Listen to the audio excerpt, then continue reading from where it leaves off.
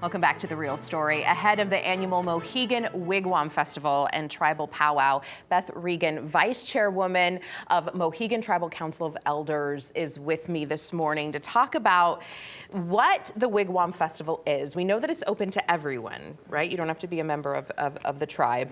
No. But we first want to talk about the significance of having this festival on Mohegan land and how important it is to bring it here to Connecticut. Of course, and Kui Kwasan, Sara. Good morning. Good morning. I'd love to answer that with regards to it's a modern day version. Our wigwam is a modern day version of an old Mohegan Thanksgiving ceremony for the gift of corn, our green corn, the corn harvest. So today we have it at Fort Shantuck, which is our first village, the first village of Mohegan. Right there in Uncasville, Connecticut. So that's where it is. But to have it on our homelands is one of the most significant parts of it. As a matter of fact, the theme of our Wigwam Festival this year is honoring our Mohegan lands. And so we are of the land, we are from the land, and to be in connection with the land is critical. It's a way to say thank you to the Creator for the great gifts of our land, including the corn. So how are you going to do that? Like what sort of events are taking place? So our Wigwam Festival, or what some people call a powwow, okay, will be for 2 days. So we'll be celebrating for 2 days. We will have traditional songs, dance. People will be in their traditional regalia, okay? We'll have vendors there selling their crafts, all certified, all with, of course, Indigenous vendors, Native vendors selling their crafts and their wares and food, all of that. You'll be able to see events like Grand Entry, where you'll see our honor guard welcome and open the Wigwam Festival, followed by our dancers, our head dancers, and all of the dancers there. It's a really good opportunity for people to see where we are, who we are, okay, and also the other Indigenous people from this area as well. So it's not only intertribal, it's open to the public, free of charge. And those powwows, because I've been to them out west, they're beautiful. They're really gorgeous. So, you know, especially if you're not Indigenous, if you're not Native, to go out and see that, it's a really cool experience. I think it's a great opportunity for people to learn and see who we are, and that we are here. We're still here on our land celebrating. That's a beautiful thing. All right, so let's talk about the different experiences of reservations, because this is open to tribes from all over the country. In general, the way that tribes operate across the country are different. Languages, land is so different, but since it's going to be here in Connecticut, how important is it for the younger generations in the tribe to see this, to see other cultures and other tribes come on their land? What sort of significance does that have to keeping tradition alive? That's a great question. And our Wigwam Festival is right at the end of our homecoming and cultural week. So all of us are there at Shantuck, okay, all week, celebrating, working together, playing together, making things together, eating together, celebrating. We have a naming ceremony. All of that precedes it.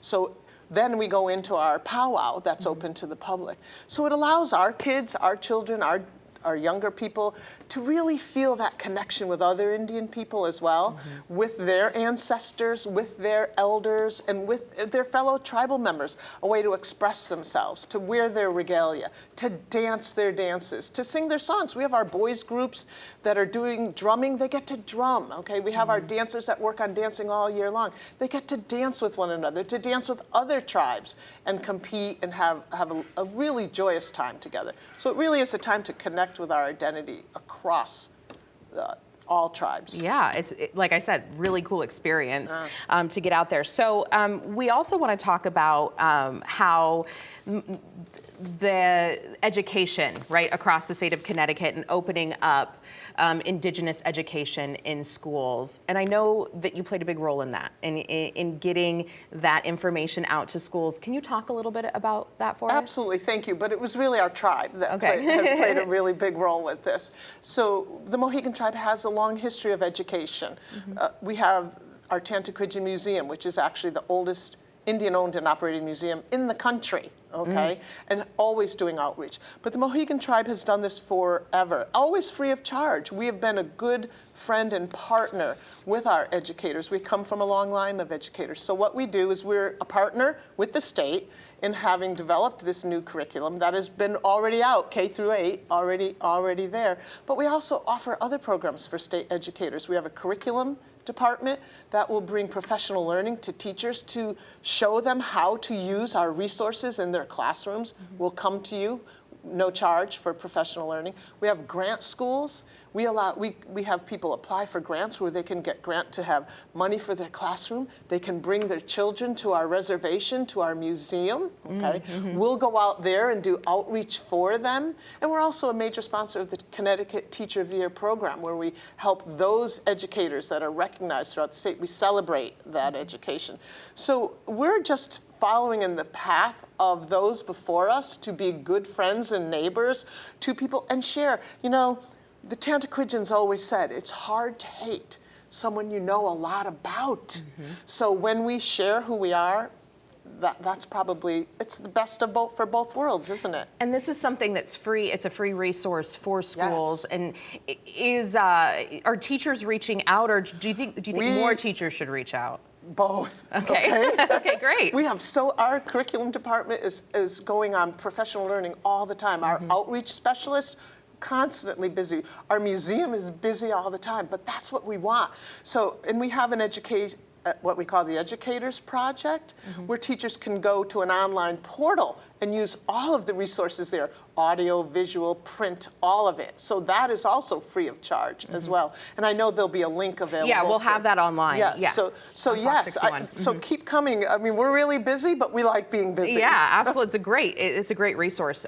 So Mohegan actually has a lot of well-documented, passed along history. We talked a little bit about how younger generations within the tribe need to really reclaim that. What does relearning look like within the tribe for children, I guess, is what I'm saying. Like what, and non-natives too, how are they being brought into that? Like what are we seeing?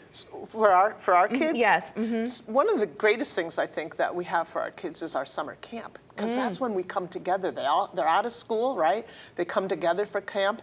They learn culture, practice culture, and do fun things that are not culturally based, that are not traditionally culture based, but both traditionally and modern culturally based. So I think that's the greatest thing we offer our tribe. They have language classes as well. And I'm glad you said about relearn, because one of the things that we've done that I want to give a real shout out to is our language reclamation program. We have reclaimed that language. We have immersion classes. They learn this in camp all the time. It's ironic you asked that question, because today our summer youth program, we have a summer youth program, and our docents that work there did their presentations today about some of the things that they learned. But we had a student talking about, a young Mohegan woman talking about how she learned how to make baskets this year. This is cool. And that tradition is being passed on. So that's what we try to do, stay connected, keep our kids here. And have them learn who they are. Yeah, that's so important. Thank you. Yeah, and it's important too, because you don't want it to be forgotten, right? No. In absorbed into everyday American culture, right? It's like you have to work so much harder to preserve it. Yeah, because we're walking in two worlds: the world of our ancestors, and it's 2024, so they still might have soccer practice, and then they want to make a basket. So think about that. Yeah, right. I know it sounds silly, but true. And so for allies, right? It's about going to things like the Wigwam Festival. I love the word ally. A final thought about that? Yeah, that's the best way for people to learn, to come to our land, to watch, to be part of that, and then see what else is available. So I hope we get a lot of the teachers I'm talking to are coming, okay, and students as well. So when I taught, our students came as well. So I hope people will come. I know I'm struggling right now because I really want to say I really want them to come August 17th and 18th, always the third weekend in August. So if you can't catch it this year, it'll be here next year. And it's free shuttle. We do have a free shuttle for people. Oh, awesome. They can park at St. Bernard's and shuttle free all day. And all that information available. Everything online. On fox61.com. Thank you, Sara. Click on Real Story. Thank you. Thank you. Thank you. You're going to have to teach me how to say I'll do that when we get off. All right. Well, that does it for us here on The Real Story this morning. Of course, if you want to rewatch or share these segments, you can find all things Real Story right now on our website or on our news app. And coming up, continuing our conversation from today, Emma Wolfhorst will be sitting down with the Eastern Pequot's newly elected tribal chairman to talk about their fight to be federally recognized. Plus, we'll be getting exclusive insight right from the Democratic National Convention as it unfolds. So be sure to watch The Real Story here on air every Sunday at 10 a.m. or streaming on Fox 61 Plus. Have a great morning.